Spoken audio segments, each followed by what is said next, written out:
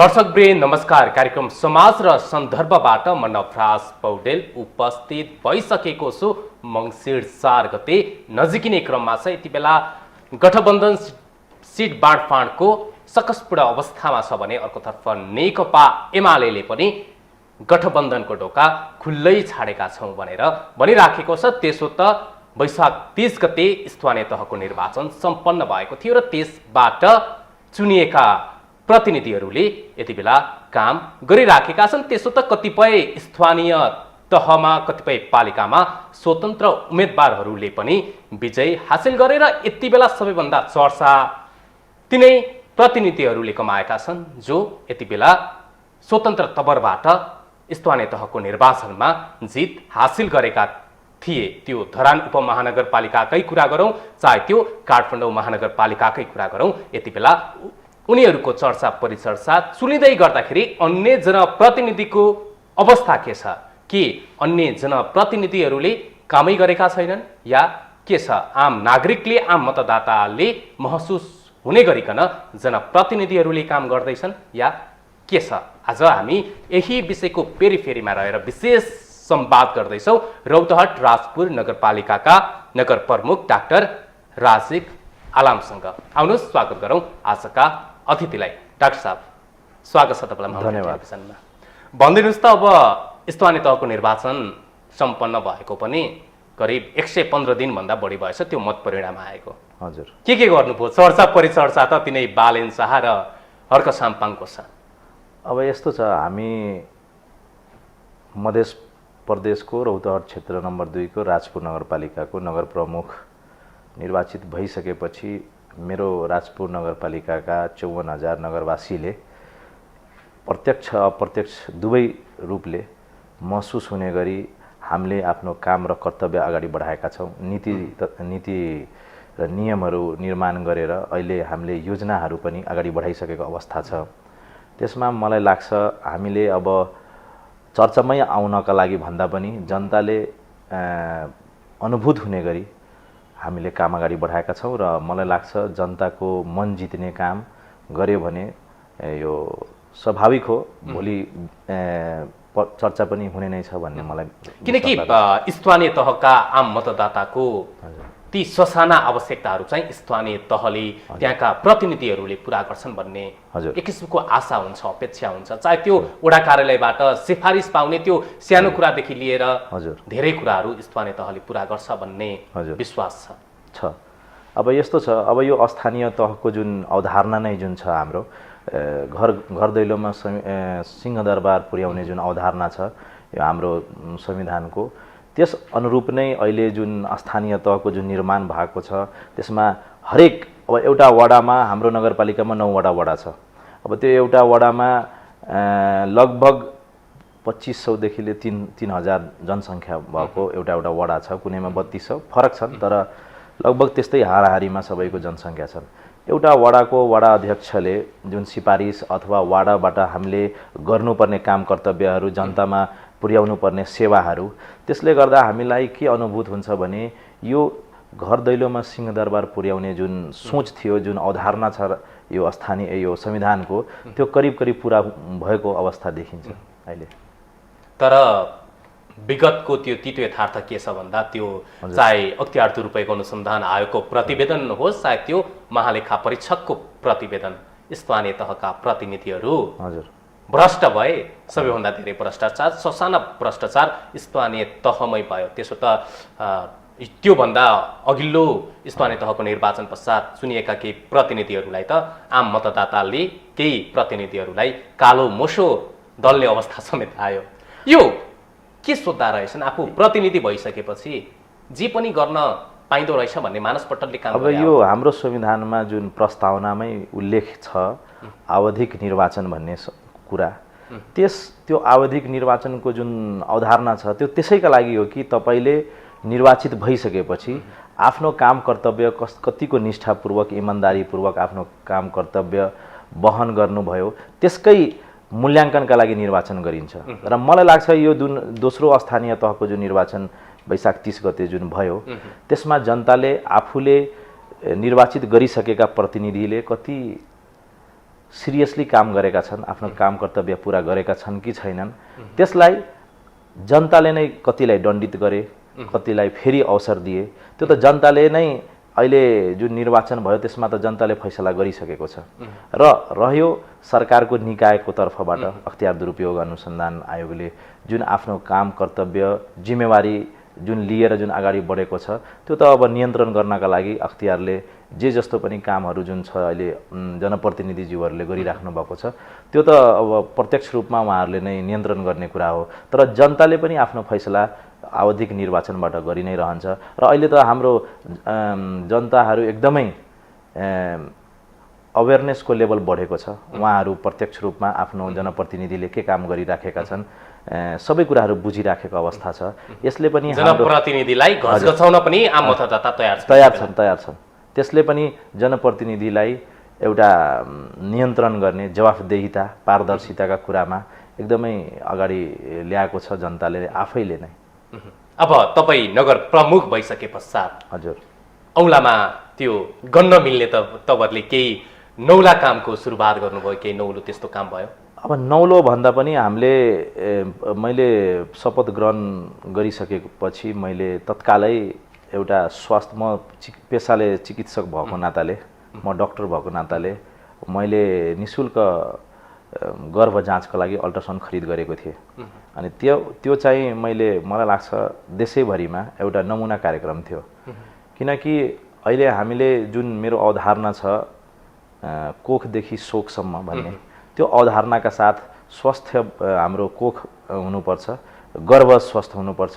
त्यसको जाँचका लागि हामीले अल्ट्रासाउन्ड खरिद गरेर त्यो एकदमै प्रभावकारी ढङ्गले त्यो कार्यक्रम अगाडि बढाएका छौँ।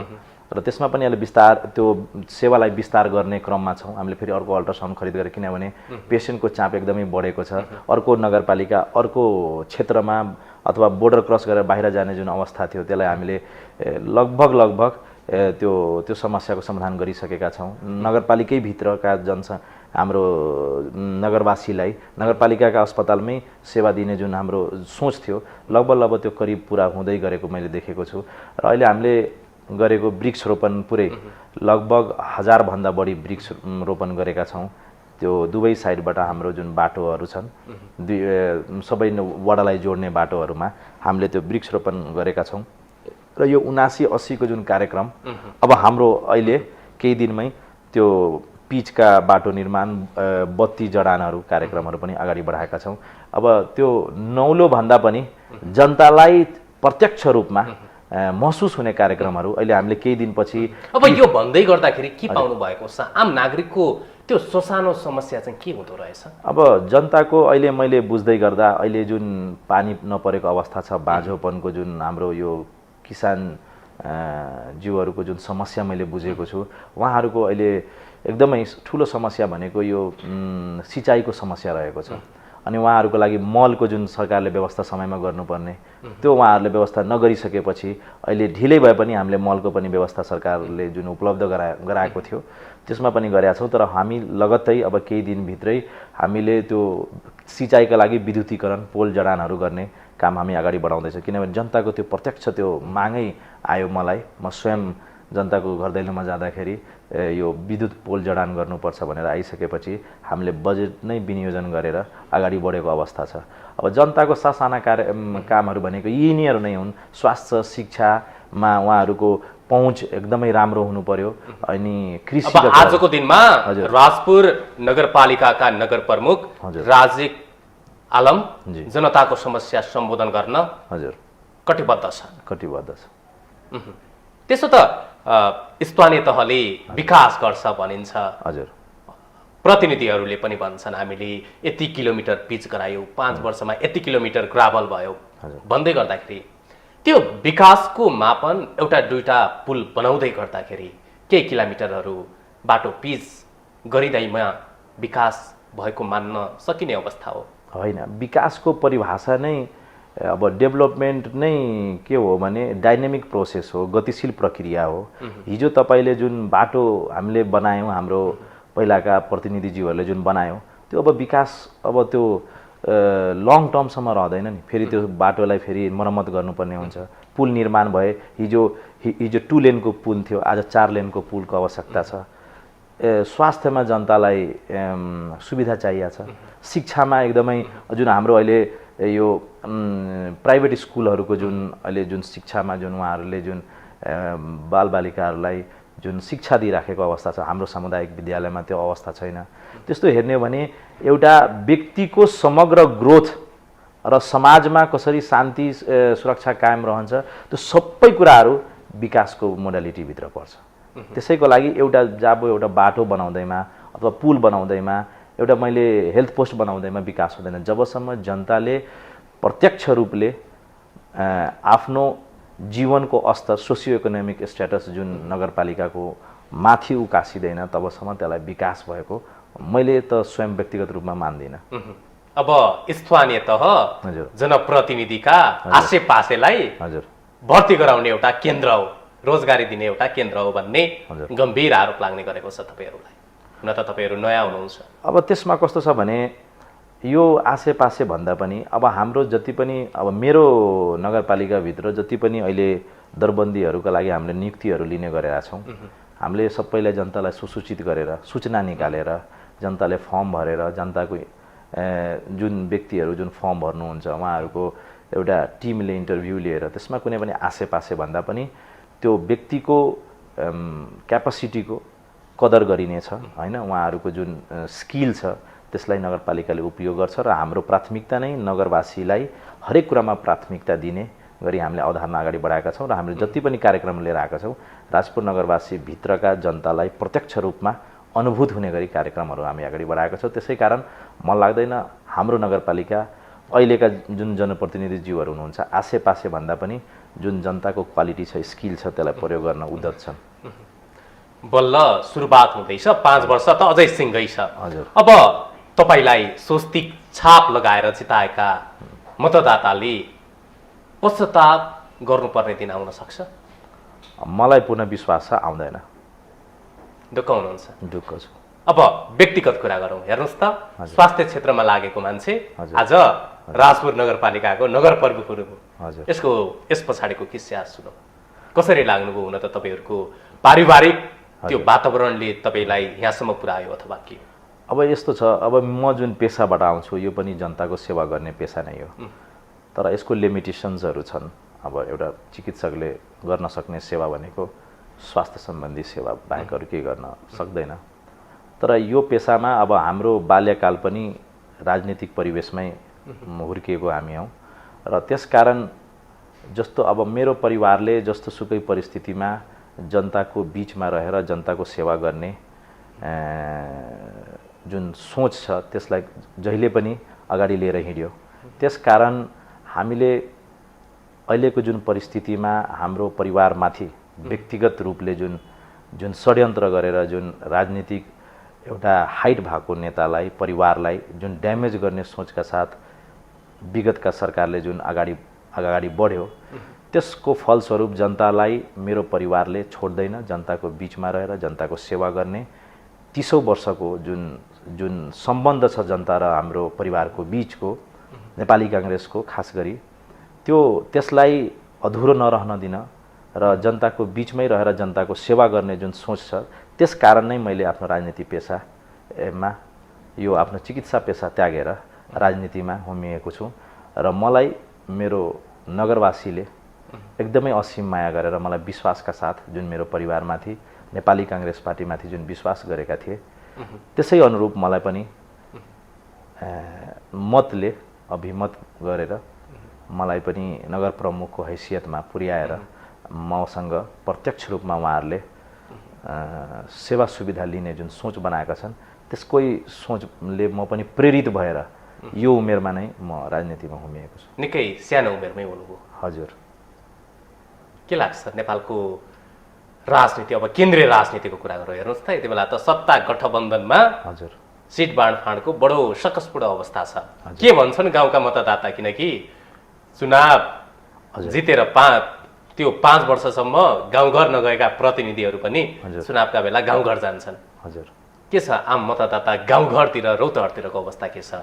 चुनावी माहौल लागेको छ या छैन, कस्तो छ? अब हाम्रो रौतहटतिर चुनावी माहौल तातेकै छ, तर अब यो जुन गठबन्धनको जुन आवश्यकता छ त्यसमा अहिले जुन घनीभूत छलफलहरू भइराखेको अवस्था छ त्यसले पनि अब जनताहरू आफ्नो पार्टीगत को के हुने हो अब किनभने गठबन्धनमा धेरै कुराहरूमा छलफल भइराखेको अवस्था छ र यो गठबन्धनको आवश्यकता पनि देशलाई दिगो विकास र संविधानको कार्यान्वयन पक्ष जुन छ जुन फितलो भइराखेको अवस्था छ त्यसलाई अझ प्रभावकारी ढङ्गले अगाडि बढाउनका लागि संविधानको कार्यान्वयन र अब आर्थिक विकासमा फड्को मार्नका लागि यो गठबन्धनको जुन आवश्यकता छ विगतको कम्युनिस्ट सरकारको जुन सत्ताले जुन देश र जनता आक्रान्त भए त्यसलाई पन्छ्याउनका लागि र यो गठबन्धनको आवश्यकता जुन अहिले जुन एकदमै आवश्यकता छ त्यसप्रति पनि जनता एकदमै चासोका साथ हेरिरहेको तपाईहरुलाई के लाग्यो त्यो विपरीत सिद्धान्त भएका पार्टीहरुसँग नै मिल्नुपर्ने नेपाली कांग्रेसलाई डर भएको हो 2074 सालमा जुन अवस्थामा हामी थियौं त्यही अवस्थामा हामी फर्किने त होइन भन्ने यति बेला नेपाली कांग्रेसलाई डर नेपाली कांग्रेस डरेको होइन नेपाली कांग्रेसले जहिले पनि देश र जनतालाई केन्द्रबिन्दुमा राखेर आफ्नो निर्णय लिने गरेको छ ६५-६३ को आन्दोलनमा पनि 7 दलको जुन भनौँ न गठबन्धनै जुन सहकार्य माओवादी जनयुद्धकालको माओवादीसँग भएको थियो देश र जनताको लागि नै गणतन्त्र ल्याउनका लागि जनताले आफ्नो संविधान आफै लेख्ने जुन अठोटका साथ जुन एउटा स्वर्गीय गिरिजाप्रसाद कोइरालाजीको नेतृत्वमा त्यो गठबन्धन बनेको थियो त्यो पनि विपरीत धारकै दुई धारहरू थिए दुई पक्षधरहरू थिए तिनीहरू पनि मिलेरै गए त्यसरी नै अहिले पनि देश र जनतालाई केन्द्रबिन्दुमा राखेर विपरीत धार भए तापनि लोकतान्त्रिक संविधानलाई बचाउनका लागि नेपाली कांग्रेसको नेतृत्वमा आदरणीय प्रधानमन्त्री श्री शेरबहादुर देउवाजीको नेतृत्वमा यो गठबन्धनको आवश्यकता भएकै हुनाले नेपाली कांग्रेसको नेतृत्वमा यो गठबन्धन यो चुनावमा पनि सफल हुन्छ र यो देशव्यापी रूपमा जुन एउटा लोकतान्त्रिक संविधानको पक्षधरहरू जुन अगाडि बढेको छ यो गठबन्धनको आवश्यकता महसुस गरेर यो आगामी 2074 को चुनावमा मंसिर 4 गते जुन हुन गइराखेको छ त्यसमा सफल हुन्छ भन्ने मलाई पुरै विश्वास लागेको छ। भन्दिनुस् त अब तपाई त आम मतदातासँग आम नागरिकसँग प्रत्यक्ष जोडिनु भएको छ प्रत्यक्ष साक्षात्कार गरिराख्नु भएको छ। हजुर लामो समयदेखि म नेपाली कांग्रेसको कार्यकर्ता हुँ भन्नेहरू लामो समयदेखि हरेक निर्वाचनमा रुखमा स्वस्तिक छाप लगाउनेहरूले यो निर्वाचनमा हस्य हथौडामा स्वस्तिक छाप लगाउँदै गर्दाखेरि हात काम्दैन। अब यस्तो छ त्यो बुझाउन सक्नु भयो कि सक्नु भएन भन्ने हामीले बुझाउन सकिराखेका छौं किनभने अब यो स्थानीय तहमा त त्यस्तो भएन। अहिलेको जुन प्रदेश र संघीय निर्वाचन हुन गइराखेको छ मंसिर 4 गते त्यसको आवश्यकता यो गठबन्धनको छ भनेर आम जनताले पनि बुझिराखेको अवस्था छ किनभने 3 वर्षमा जुन विगतको सरकारले जुन जनतालाई महँगीदेखि लिएर शासन प्रणाली चुस्त राख्न नसकेको हुनाले भ्रष्टाचार को चरम सीमा नागेको अवस्था जनताले सम्झिराखेको अवस्था छ अहिले पनि। त्यसकारण त्यस्तो शक्तिलाई परास्त गर्नका लागि यो गठबन्धनको आवश्यकता छ भनेर बुझेर नै नेपाली कांग्रेसका आम कार्यकर्ताहरू यो गठबन्धनलाई सफल बनाउनका लागि जुनसुकै स्टेप लिनका लागि तयार छन्। त्यसो त बीपी को जन्म जयन्ती 109औं जन्म जयन्ती हजुर भएको धेरै भएको छैन हप्ता दिन पनि भइसक्यो। यति बेला नेपाली कांग्रेसको जुन किसिमको विगतको गरिमा थियो जुन किसिमको विगतको इतिहास थियो यति बेला नेपाली कांग्रेसले बीपी को सिद्धान्त त्यो व्यवहार भुल्यो भन्ने आरोप छ किनकि स्वयं कांग्रेसका नेताहरू पनि त्यही भन्छन् हैन किनकि नेपाली कांग्रेसमा पनि त दुई धार छ। अब यस्तो छ बीपी कोइरालाजीको जुन स्वर्गीय बीपी कोइरालाजीको जुन सिद्धान्त छ नेपाली कांग्रेसले भुलेको छैन। परिस्थितिवश हिजोको परिस्थिति के थियो आजको परिस्थिति के छ उहाँले राजतन्त्रसँग यो घाँटी जोडिएको जुन भन्नु भएको थियो परिस्थितिवश अहिले फरक स्थिति आएको छ र अहिले विगतको 62-63 मा पनि यस्तो कुरा उठेको थियो जनयुद्धकालका माओवादीलाई कसरी शान्ति प्रक्रियामा ल्याउने भन्ने पनि त कुरा उठेका थिए। 12 बुँदे सम्झौताप्रति नै केही पक्षधरहरूको असहमति थियो तैपनि जनता र देशका लागि नेपाली कांग्रेसले नेतृत्व लिएर त्यसलाई शान्ति प्रक्रिया तार्किक निष्कर्षमा पुर्याउनका लागि जुन भूमिका खेल्यो त्यस्तै अहिले पनि परिस्थिति आएको हुनाले नेपाली काङ्ग्रेस आफ्नो सिद्धान्तबाट विमुख भएको अवस्था छैन। नेपाली काङ्ग्रेसको जुन सिद्धान्त छ, नेपाली काङ्ग्रेसले परिस्थितिवश देश र जनतालाई केन्द्रबिन्दुमा राखेर लोकतान्त्रिक संविधानलाई बचाउन र देशमा दिगो शान्ति र आर्थिक विकासको लागि अग्रसर भएरै अगाडि बढेको अवस्थाले यस्तो परिस्थितिमा नेपाली काङ्ग्रेस आफ्नो सिद्धान्तलाई बुझेरै मर्मका साथ अगाडि बढेको छ। यसरी मर्मका साथ अगाडि बढिरहेको नेपाली काङ्ग्रेसले आजको दिनमा एक्लै चुनावमा गएर देशको पहिलो शक्ति हुन सक्ने ल्यागत राख्छ? होइन, राख्छ। नेपाली काङ्ग्रेसले आफ्नो शक्ति बुझेको छ। अहिले जुन स्थानीय चुनावमा जुन गठबन्धन नभइकन पनि नेपाली काङ्ग्रेस पहिलो दल बन्न जुन सफल भयो, तर परिस्थिति नेपालमा कम्युनिस्ट सरकारको जुन विगतको जुन सरकारको जुन जनताले अनुभूत गरेका छन्, नेपाली काङ्ग्रेसले त्यसलाई सही ढङ्गले बुझेको छ र नेपाली काङ्ग्रेसले त्यस्तो परिस्थिति नआउन दिनका लागि आफूलाई केही क्षति भए तापनि देश र जनतालाई केन्द्रबिन्दुमा राखेर नेपाली काङ्ग्रेस सोचेको छ र नेपाली काङ्ग्रेसलाई आफूलाई क्षति हुँदा पनि देश र जनतालाई क्षति नहोस् भनेरै यो गठबन्धनको सोच बनाएर अगाडि बढ्यो। अब तपाईँहरूको पार्टीका सभापति अहिलेका प्रधानमन्त्री शेरबहादुर देउवा प्रधानमन्त्री भएको पनि 15 महिना भयो। हजुर, महँगी त्यस्तै छ, अझै पनि सिटामल नपाउने अवस्था अझै पनि छ, अचक्लै महँगी वृद्धि भएको छ। हजुर, यो सरकारको महसुस आम नागरिकले गर्न सकेका छन्? अब यो महँगी पनि अब सरकारले नियन्त्रण गर्नै लागेको छ। कहिलेकाहीँ यो परिस्थिति आउँछ, त्यो सामान्य प्रक्रिया हो। बजारको जुन कन्ट्रोल गर्नुपर्ने कुरामा अलिकति सरकार गम्भीर रूपले केही हप्ताभित्रै उहाँहरूको पनि यो कुरामा ध्यान भएको हुनाले, तर अहिले निर्वाचनमा होमिएको हुनाले पनि सरकार केही आफ्नो प्रतिबद्धताबाट अलिकति चुनावमा अलि बढी केन्द्रित भएको हुनाले पनि यसमा अलि समस्या आएको देखिन्छ। तर मलाई पूर्ण विश्वास छ नेपाली काङ्ग्रेसको नेतृत्वमा जुन अहिलेको सरकार छ, महँगीदेखि लिएर सबै कुराको समस्या पनि समाधान गर्छ। अब अझै एकपटक प्रधानमन्त्री शेरबहादुर देउवा फेरि प्रधानमन्त्री हुने चाह व्यक्त गर्दै हुनुहुन्छ। हेर्नुहोस् त, पटक पटक प्रधानमन्त्री भएको व्यक्ति फेरि पनि प्रधानमन्त्री हुने चाह व्यक्त गर्दै हुनुहुन्छ। नेपाली काङ्ग्रेसभित्र अन्य त्यस्ता पात्रहरू छैनन्? हुन त गगन थापा अन्यको नाम पनि जोडिएको छ। नेपाली काङ्ग्रेसमा नेता भए तापनि उहाँको अहिले नेतृत्वको आवश्यकता नेपाली काङ्ग्रेसलाई पनि र यो देशलाई पनि नै छ।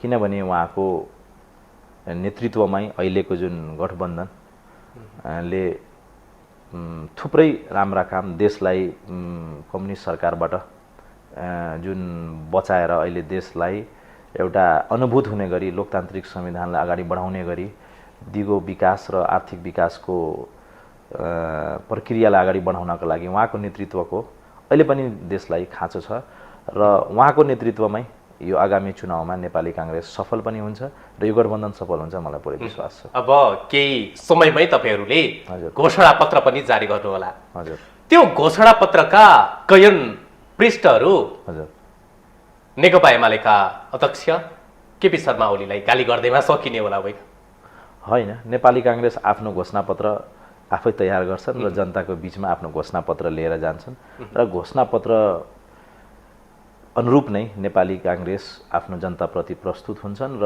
भोलिका दिनमा चुनावबाट सफल भएर आइसकेपछि नेपाली काङ्ग्रेसको नेतृत्वमा यो गठबन्धनले सरकार बनाइराख्दा त्यो घोषणापत्रलाई आत्मसात गरेर अगाडि बढ्छ।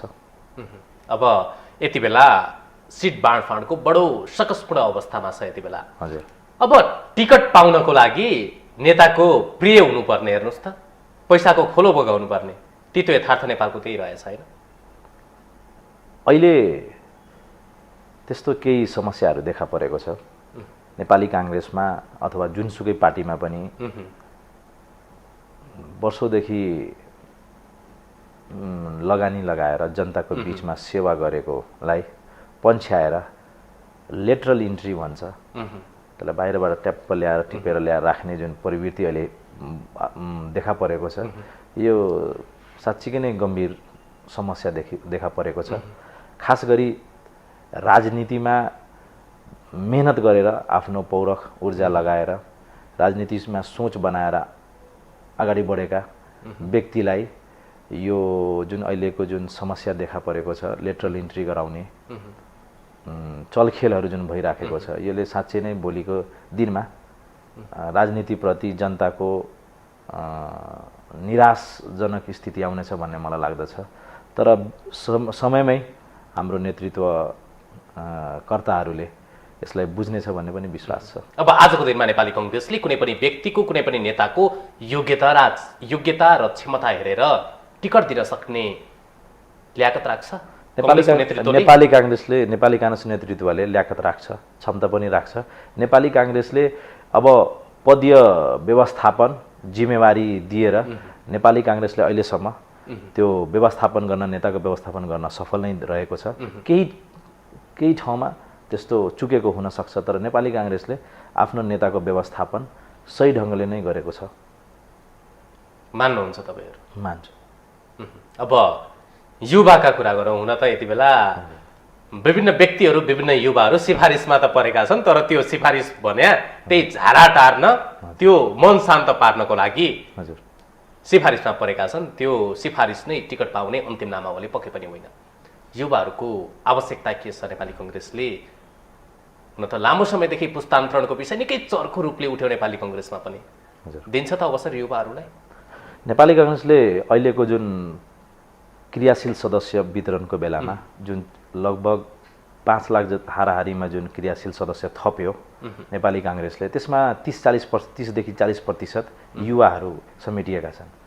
त्यस रूपले पनि र त्यसबाट थुप्रै महाधिवेशन प्रतिनिधि पनि युवाहरू बनेर आएका थिए। म स्वयं महासमिति सदस्य बनेर आएको छु। यसले के देखाउँछ भने नेपाली कांग्रेसले एकदमै लोकतान्त्रिक पारदर्शी रूपले युवालाई भूमिका दिन नेपाली कांग्रेस तयार छ र अहिले हाम्रो नेतृत्व पंक्तिमा पनि युवाको प्रतिनिधित्व हामी देख्न सक्छौँ। र नेपाली कांग्रेसले 7औं प्रदेशदेखि लिएर जिल्ला केन्द्रसम्म युवालाई अवसर दिएको छ। अब एउटा तितो यथार्थ दैनिक 2000 भन्दा बढीको संख्यामा त्रिभुवनन्तपुर राष्ट्रिय विमानस्थल हुँदै युवाहरू खाडी गइराखेका छन्। हेर्नुहोस् त हजुर, रोजगारीको चर्को भाषण गर्ने हरेक निर्वाचनमा। अब शिक्षा स्वास्थ्य रोजगार त हाम्रा नेताहरूको रेडिमेड भाषण नै भयो।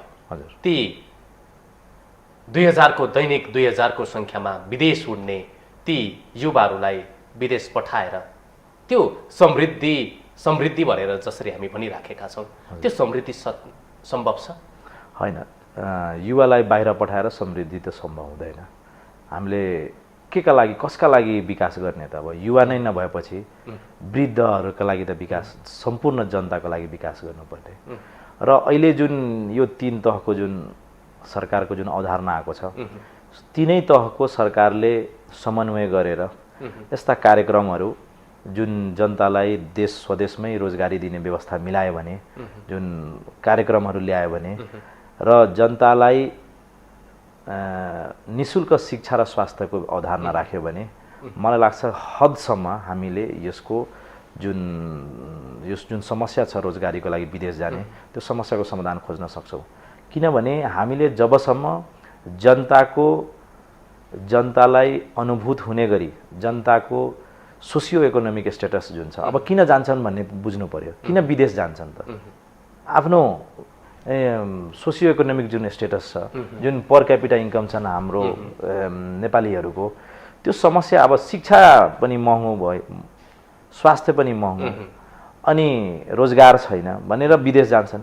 अनि पोइन्टगत एक पोइन्टमा अब स्वास्थ्य समस्या छ भने हाम्रो भारत, म स्वयं भारतमा बसेको 5-6 वर्ष, त्यहाँ मैले के देखेको छु भने स्वास्थ्य निशुल्क हुन्छ। त्यहाँ सबै व्यवस्था छ। त्यहाँ अब दिल्ली स्टेटमा अलि झन् बढी प्रभावकारी ढङ्गले छ।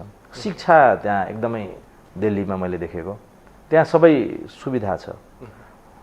जनताको खल्तीबाट पैसा नलाग्ने भइसकेपछि, यो कुराहरूतिर खर्च नभइसकेपछि स्वास्थ्य शिक्षा, त्यसपछि उनीहरूले केही स्किल आर्जन गर्छन्, केही पढ्छन् अनि जब पाउने भए। यहाँ स्किल पनि छैन, पढेर सबै त पढेको छैन नि गाउँघरतिर त, अनि तिनीहरू विदेश जाने भए। तराईतिर थुप्रै व्यक्ति विदेश जानुको कारण त्यो शिक्षा छैन, स्किल छैन। यहाँ यहीँ देशमै बसेर पनि रोजगारी गर्ने त अवस्था छ नि त। आफ्नै सानोतिनो एउटा केही व्यवसाय गरेर बस्न सक्छन्। तर त्यस्तो तर त्यो वातावरण पनि सरकारले बनाइदिएन। त्यसका लागि अहिले जुन हाम्रो स्थानीय 753 स्थानीय तहमा जुन रोजगारको कार्यक्रमहरू सरकारबाटै सञ्चालित कार्यक्रमहरू छन् त्यसलाई प्रभावकारी ढङ्गले बनायो भने कमसेकम हरेक नगरपालिकाबाट हरेक वर्ष 50 जनालाई रोक्न त सकिन्छ विदेश जानबाट। त्यस्तो सोचबाट अगाडि बढ्यो भने यो पनि समस्या हामीले समाधान गर्न सक्छौँ। त्यो गर्नै नसकिने युवाहरूलाई यहाँ राख्नै यहाँबाट लखेट्नै त्यो पर्ने अवस्था सोचियो भने भलै त्यो ढिलो होला, वर्षौँ लाग्ला। त्यसमा हामीले पनि एउटा यो सङ्कलन गरेका थियौँ डेटा हाम्रो नगरपालिकाको हरेक वर्ग ग्रुप के कस्तो छन् त्यो हामीले डाटा सङ्कलन गरिसकेका छौँ र अब त्यसमा हामीले आधारित भएर हामीले कार्यक्रम ल्याउँदैछौँ। हरेक नगरपालिकाले त्यस्तो गर्नु पर्यो। कति युवाहरू बेरोजगार छन् भनेर डाटा निकाल्नु पर्यो अनि त्यसलाई केन्द्रबिन्दुमा राखेर हाम्रो कार्यक्रमहरू रोजगार सिर्जना गर्ने कार्यक्रमहरू ल्यायो भने धेरै हदसम्म यो बेरोजगारीको समस्याहरू पनि हामीले समाधान गर्न सक्छौँ।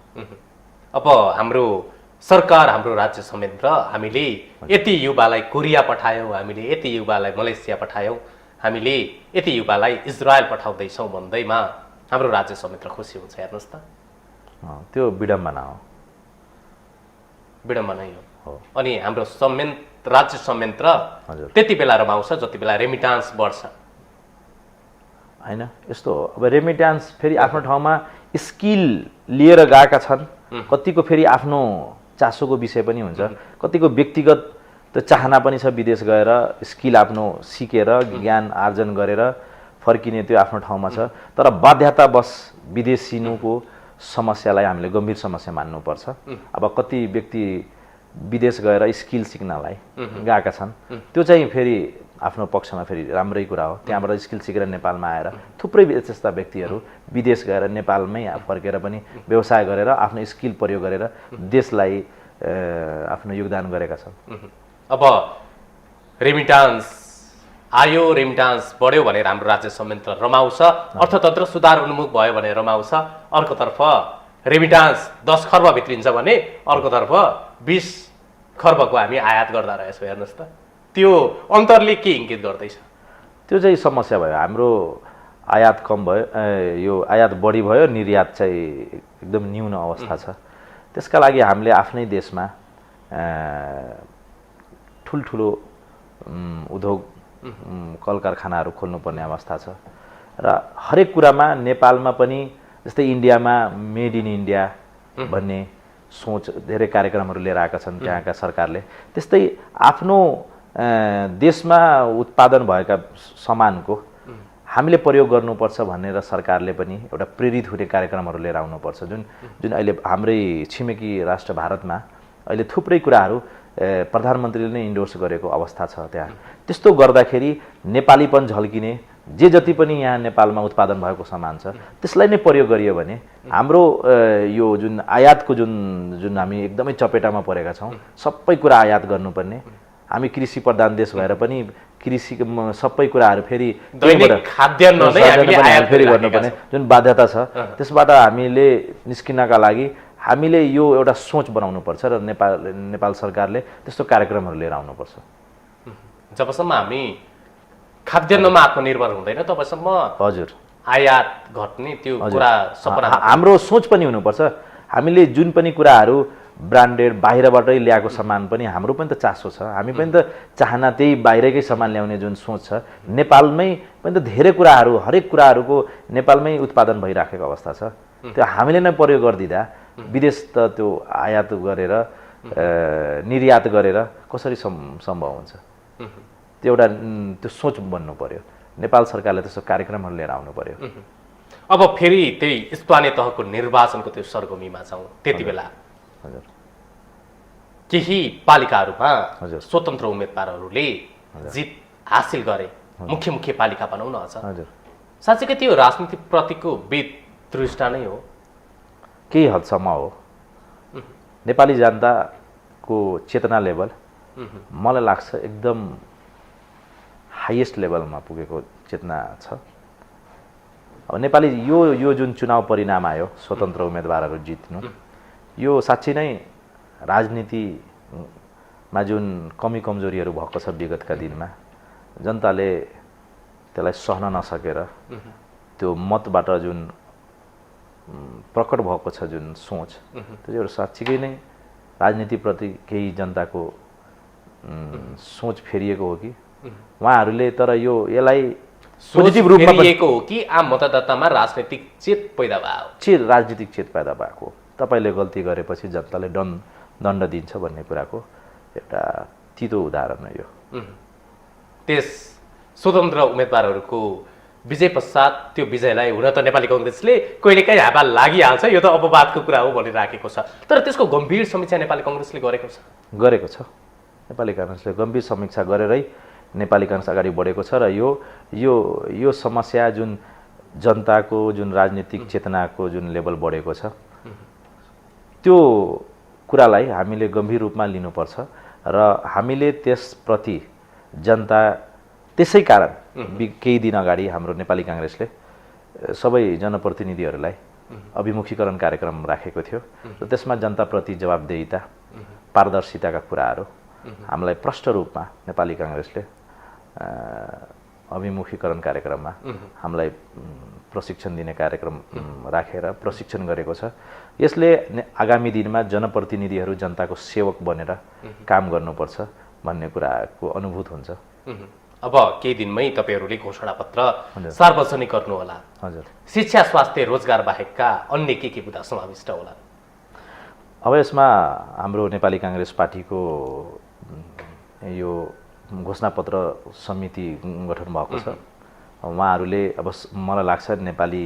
जनतालाई अनुभूत हुने सम्पूर्ण क्षेत्र चाहे त्यो संविधानको बचाउमा किन नहोस् लोकतान्त्रिक संविधानको संरक्षणको लागि यो रोजगारका कुराहरूदेखि लिएर हाम्रो यो आर्थिक विकासमा नेपालले कसरी अब किनभने अब आर्थिक क्रान्तिको एकदमै खाँचो यो देशमा छ र जुन यो जल्दो बल्दो जुन समस्याहरू छ यो महँगीका कुराहरू छ नेपाल कसरी आत्मनिर्भर हुन्छ भन्ने कार्यक्रमहरूलाई पनि मलाई लाग्छ नेपाली काङ्ग्रेसले दृढताका साथ एउटा घोषणापत्र तयार गर्छ र त्यो कार्यक्रमलाई भोलिका दिनमा नेपाली काङ्ग्रेसको नेतृत्वमा गठबन्धन सफल भएर जुन सरकार बन्छ त्यसले कार्यक्रमहरू पनि त्यसलाई अगाडि बढाएर देशलाई साँच्चै नै एउटा आर्थिक विकासमा अगाडि बढाउँछ तर अक्सर ती घोषणापत्रहरूमा महत्त्वकांक्षी योजनाहरू हजुर बढी समाविष्ट गरिएका हुन्छन् जो पुरा नै हुँदैन होइन अब कति कार्यक्रमहरू अब 5 वर्ष अब यहाँ हाम्रो नेपालमा छ अहिले सबभन्दा समस्या के छ भने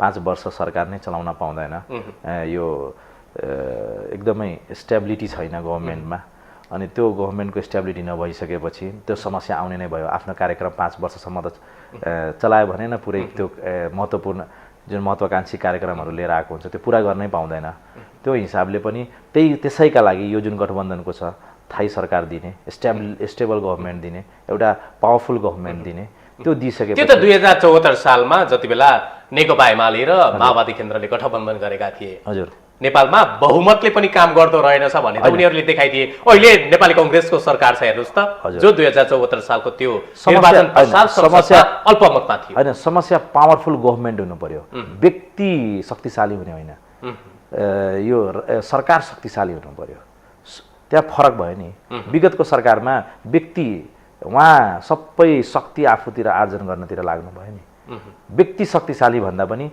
संयन्त्र शक्तिशाली हुनु पर्यो राज्य शक्तिशाली हुनु पर्यो गभर्नमेन्ट शक्तिशाली हुनु पर्यो एउटा सोच भएको सरकार हुनु पर्यो त्यसले नै यो देशको सबै समस्या समाधान गर्छ त्यो भएको हुनाले स्टेबल गभर्नमेन्टको एकदमै आवश्यकता छ उहाँले त 3 वर्ष स्टेबल गभर्नमेन्ट राखेर पनि आफ्नै शक्ति सञ्चय गर्नतिर लागेको हुनाले नै त्यो दुर्घटनामा परेको हो तर यो आगामी दिनमा मङ्सिर 4 गते जो चुनाव हुन गइराखेको छ गठबन्धन सफल हुन्छ र नेपाली काङ्ग्रेसको नेतृत्वमा सरकार बन्छ र देशलाई एउटा सही दिशा दिन्छ अब यो गठबन्धनमा लेनदेन मिलेन भने स्वार्थ मिलेन भने गठबन्धन जुनसुकै बेला पनि टुट्न सक्छ भन्ने पनि यताकता विश्लेषकहरूले भन्छन् साँच्चीकै वित्तीय गठबन्धन हो यो होइन यो गठबन्धन भनेको जनता र देश र लोकतान्त्रिक संविधान बचाउनका लागि यो गरिएको यो गठबन्धन हो र मलाई लाग्छ सबै पार्टीहरू लचक भएर प्रस्तुत हुन्छन् र यो केही दिनमै यो गठबन्धनको सिट बाँडफाँडको कुरा टुङ्गिन्छ र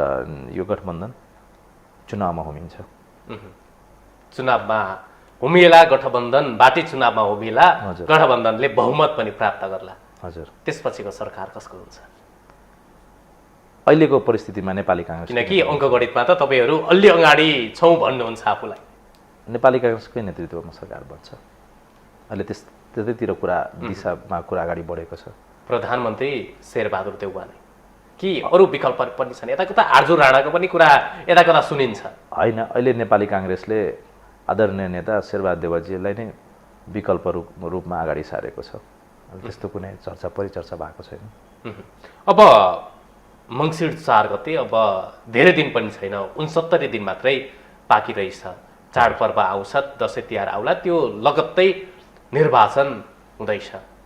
निर्वाचन पश्चात नेपाली कङ्ग्रेसको हैसियत के हुन्छ? अब यो चुनावपछि नेपाली काङ्ग्रेस देशकै सबैभन्दा ठुलो दल बनेर आउँछ। जनताले नेपाली काङ्ग्रेसलाई फेरि पनि आफूले विगतका दिनमा नेतृत्व गर्दै हरेक अप्ठ्यारा स्थितिबाट देशलाई सङ्कटबाट बचाउने जुन नेपाली काङ्ग्रेस नेतृत्व लिँदै गर्दा जुन सफल भएको छ, जुन अहिले पनि देशलाई विभिन्न किसिमका समस्याबाट बचाएर एमसिसी नागरिकताका समस्याहरू जुन थिए, जुन अगाडि बढेको छ नेपाली काङ्ग्रेसको नेतृत्वमा, जुन चुनाव हुँदैछ नेपाली काङ्ग्रेसकै नेतृत्व हुन्छ आगामी दिनमा पनि। 2074 सालमा जसरी तपाईँहरूले विभिन्न आश्वासन दिएर चुनावमा होमिनुभयो, हजुर, सिट जित्नु पनि भयो, हजुर, के लाग्छ यो 5 वर्षीय अवधिमा ती प्रतिनिधिहरूको महसुस आम नागरिकले गर्न सके? किनकि तपाईँ त गाउँसँग भिज्नु भएको छ, गाउँसँग नजिक हुनुहुन्छ, ती आम नागरिकसँग नजिक होइन। विगतको 2074 सालमा जुन सरकार बन्यो, कम्युनिस्टको वाम गठबन्धनको सरकार बन्यो, त्यसले जनतालाई एकदमै ढाँट सेक्ने जुन काम भयो, जनतालाई आक्रान्त पार्ने, जनतालाई सुशासनको प्रतिभूति हुने नहुने कामहरू जुन भयो, त्यति हुँदा पनि तपाईँहरू एकदमै कमजोर प्रतिपक्षको रूपमा रहनुभयो। होइन, नेपाली काङ्ग्रेसले त सदैव आफ्नो सत्ता पक्षमा होस् कि विपक्षमा बसेर पनि आफ्नो भूमिका निर्वाह नै गर्यो र त्यसकारण नै त्यो सरकारलाई विस्थापित गरेर नेपाली काङ्ग्रेसको नेतृत्वमा सरकार बन्यो र अहिलेसम्मको स्थितिमा नेपाली काङ्ग्रेसले एउटा सम्मानजनक स्थितिमा देशलाई पुर्याएको छ र आगामी दिनमा पनि मङ्सिर 4 गतेको जुन आगामी यो चुनाव हुन गइराखेको छ, त्यसमा पनि जनताले सही ढङ्गले मूल्याङ्कन गरेर नेपाली काङ्ग्रेसलाई नेतृत्व दिन्छ। अब अझै पनि वर्षौँदेखिका समस्या जिउका त्यो छन्। हुन त तपाईँ मधेसमा यति बेला मधेसको एउटा जिल्लाको प्रतिनिधित्व गर्दै हुनुहुन्छ। अझै पनि पहाडका दुर्गम ठाउँहरू यस्ता छन्, अझै पनि सुत्केरीलाई डोकोमा हालेर अस्पताल लग्नुपर्ने अवस्था अझै पनि छ। सडकको दुरावस्था त्यस्तै छ। अहिले मौसमजन्य विपदबाट कयनले ज्यान गुमाइराखेका छन्। अझै पनि सिटामल पाइएको छैन। घरमा छोराछोरी नहुँदा अझै पनि खेत बाँझो भइराखेको अवस्था छ। यी तमाम समस्याहरूको जस अपजस नेपाली राजनीतिले ल्याउन सक्नुपर्ने हो या होइन? होइन, त्यसको सबै जस अपजस, जब जस लिन्छ अपजस पनि लिनुपर्ने हुन्छ।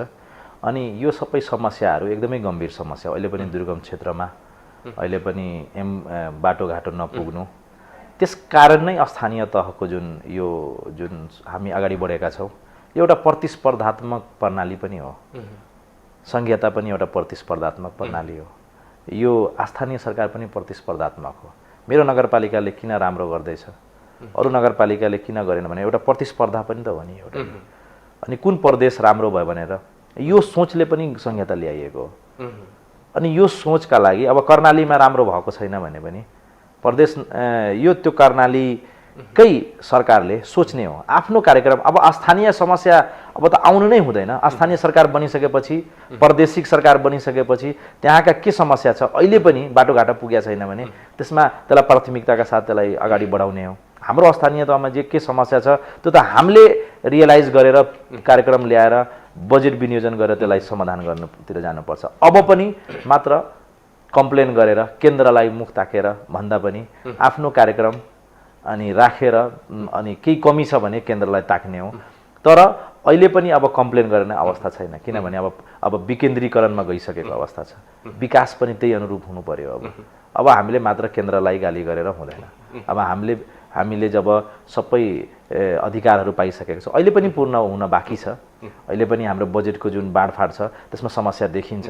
हामीलाई अधिकार दिएको छ तर बजेटमा अधिकार छैन।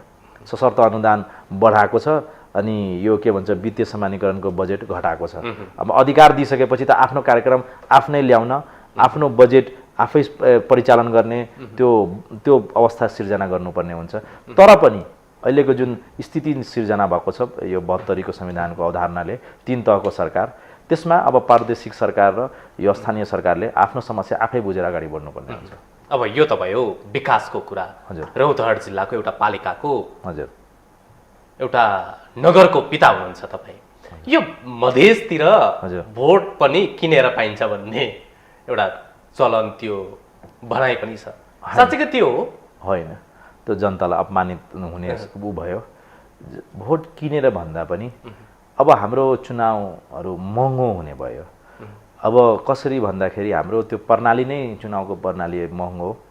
अब यो खास गरी चुनावमा हुमिँदाखेरि अब त्यही कारणले मलाई लाग्छ यसपालिको जुन हाम्रो जुन आचार संहिताहरू लागू हुन्छ त्यसमा चाहिँ एकदमै कडा आचार संहिता आएको छ।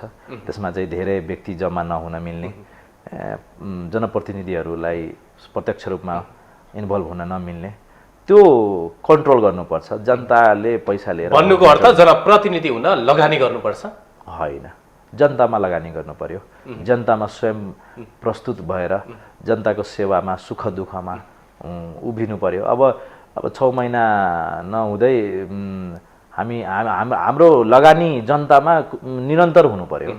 चुनाव हारेपछि चुनावको बेला जनतामा गरेको लगानी जनप्रतिनिधि भइसके पश्चात त्यो ब्याजको स्याज के भन्छन् त्यो सहित जनप्रतिनिधिहरूले उठाउँछन् पनि भन्छ। होइन, यो गलत कुरा हो। जनतालाई यो अपमानित हुने भयो। यो कस्तो भने जनता चाहिँ एकदमै चेतनशील भइसकेका छन्, राजनीतिक रूपमा उनीहरू चेतन छन् र उहाँहरूले सही ढङ्गले मूल्याङ्कन गरेको अवस्था हुन्छ। उहाँले चुनावमा मात्र आएर मिठो बोलेर राम्रो राम्रो कुरा गरेर मात्र भन्दा पनि उनले मेरो यो जनप्रतिनिधिले मेरो 5 वर्ष अथवा आगामी दिनमा कसरी सेवा गर्छ भनेर बुझेर नै मत हाल्छन्। केही प्रतिशत त्यस्ता होलान् जुन अन्य किसिमका प्रलोभनमा पर्छन्, तर आम जनता चाहिँ एकदमै चेतनशील छ। नेपाली, खास गरी नेपाली जनताको अहिलेको हामीले जुन यो प्रक्रियाहरू हेरिराखेका छौँ, चुनावमा उहाँहरूले मत दिएको जुन छ, उहाँहरूले केही न केही आफ्नो सही ढङ्गले मूल्याङ्कन गर्छ भन्ने कुराहरू प्रमाणित भएको छ। जुन किसिमको रक्सी र मासुमा नेपाली नागरिक अझै पनि, नेपाली मतदाता अझै पनि बिक्छन् भन्ने त्यो त्यो त्यो त्यो गलत हो। यसमा केही त्यस्ता होलान्, तर समग्र रूपमा नेपाली जनताहरू चेतनशील छन्। आफ्नो मतको अधिकार जुन प्रयोग गर्छन्, आफ्नो मतको भ्यालु बुझेका जनता हो नेपाली जनता। जो प्रतिनिधिले काम गर्दैनन् त्यसलाई सबक सिकाउन पनि नेपाली नागरिक, नेपाली मतदाता सक्षम छन्। सक्षम छन्। भनिदिनुहोस् त, अहिले नेपालको राजनीति कुन बिन्दुमा गएर अड्किएको छ? अब नेपालको राजनीति अहिले चाहिँ अहिले नेपालको राजनीति अहिले ठिकै स्थितिमा छ, त्यस्तो अप्ठ्यारो स्थितिमा छैन। तर जुन अवस्था हुनुपर्ने हो, व्यवस्था फेरेकै भयो हामीले। तर व्यवस्था त धेरै फेरियो, राजनीतिक व्यवस्था, तर अहिले पनि अवस्थामा खासै प्रगति भएको स्थिति छैन। र त्यस कारणले गम्भीर रूपमा अब नेपालमा राजनीतिक क्रान्तिहरू धेरै भए, तर अहिले पनि आर्थिक क्रान्ति नभएको अवस्था छ। जनता त्यस कारण नै अलिकति राजनीतिप्रति निराश छन् कि भन्ने कुरालाई एकदम सिरियसली हाम्रो नेतृत्वकर्ताहरूले समयमै बुझलान् र यसको निकास दिनका लागि एउटा सिरियसली अगाडि बढ्छन् भन्ने मलाई विश्वास छ। अब यो निर्वाचनमा आम मतदाताले पुर्याउने विवेक के हो भनिदिनुहोस् त। हुन त तपाईँ नेपालीको आम नागरिकले, आम मतदाताले के विवेक पुर्याउनु पर्ने अवस्था छ? किनकि भोट हाल्दै गर्दाखेरि आफ्ना प्रतिनिधिहरू चुन्दै गर्दाखेरि। हजुर, होइन, नेपाली जनताले विवेकपूर्ण रूपले नै निर्णय लिने गरेको छ निर्वाचनमा। र मलाई पुरै विश्वास छ जनताले सही निर्णय लिन्छ र जनताले कहिले पनि गलत निर्णय लिँदैनन्। जनताले दिएको जनादेश एउटा ठुलो आदेश हुन्छ। त्यसकारण मलाई लाग्छ जनताले विवेकपूर्ण नै निर्णय लिन्छ। अब हामी कार्यक्रमको अन्तिममा छौँ, भनिदिनुहोस् त, अब नेपाली कङ्ग्रेस अङ्कगणितमा अलिक बढी माहिर छ भनिन्छ। अब यो निर्वाचनमा कति सिट जित्छ? अब सिट खासै भन्दा पनि नेपाली काङ्ग्रेसले अहिले सिटको बाँडफाँड जबसम्म क्लियर हुँदैन, नेपाली काङ्ग्रेस लड्ने नै कति सिटमा हो क्लियर नभइसकेको अवस्थामा नेपाली काङ्ग्रेसले अहिले एक्लै 165 क्षेत्रमा लडे पनि राम्रै सिट ल्याउने ल्याकत राख्छ नेपाली काङ्ग्रेसले। तर अहिले देशको अवस्थालाई मध्यनजर गरेर जुन हिसाबले नेपाली काङ्ग्रेस गठबन्धनको आवश्यकता महसुस गरेर अगाडि बढेको छ, सिट क्लियर नहुन्जेलसम्म अब कतिको सिट नेपाली काङ्ग्रेसले लिन्छ त्यसमा नै भर पर्छ। हस्, यो महत्त्वपूर्ण समय अनि संवादको लागि धेरै धेरै धन्यवाद। धन्यवाद। दर्शकवृन्द, यति बेला हामी कुराकानी गर्दै थियौँ रौतहट राजपुर नगरपालिकाका नगर प्रमुख राजिक आलामसँग पछिल्लो समसामयिक राजनैतिक घटनाक्रमसँगै आउँदै गरेको निर्वाचनमा नेपाली कङ्ग्रेसको एजेन्डा के हुन्छ, कि अहिलेको सरकारले आम नागरिकले महसुस हुने गरिकन काम गर्न सक्यो सकेन, यी यावत विषयको फेरिफेरीमा रहेर संवाद गर्यौं। कार्यक्रम समाज र सन्दर्भबाट म नफराज पौडेल बिदा हुन्छु। हेर्दै रहनुहोला माउन्टेन टेलिभिजन HD। नमस्कार।